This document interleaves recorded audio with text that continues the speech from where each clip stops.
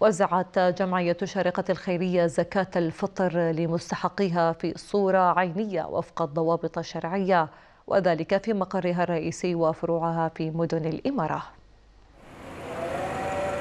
ضمن عملية منظمة وميسرة، قامت جمعية الشارقة الخيرية بتوزيع زكاة الفطر على المستفيدين المسجلين في قاعدة بياناتها بصورة عينية وفق الضوابط الشرعية، واستهدفت 130 ألف فطرة زكاة، وتواصل جهودها حتى ليلة عيد الفطر المبارك.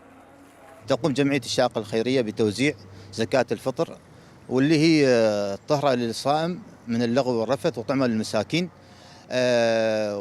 والكمية اللي رصدتها جمعية الشارقة الخيرية في هذه السنة وفي هذا الشهر المبارك 130 ألف فطرة بمعدل استفادة 7000 أسرة.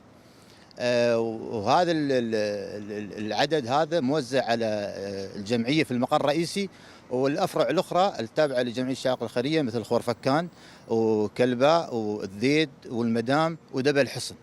وأكدت الجمعية أنها لا تستقبل الزكاة العينية مباشرة من الجمهور، بل تعمل على تحويل المبالغ النقدية إلى مواد غذائية من الأرز، وأنها قامت بتوفير خيارات مرنة عديدة لأفراد المجتمع لدفع زكاة الفطر بسهولة، حيث يمكن التبرع عبر الحسابات البنكية الخاصة بالجمعية والرابط الذكي، كما يمكن الدفع نقدا في مراكز التبرع التابعة للجمعية.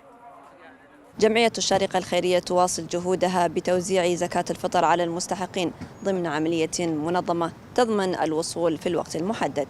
لتلفزيون الشارقة، مجد السويدي من جمعية الشارقة الخيرية.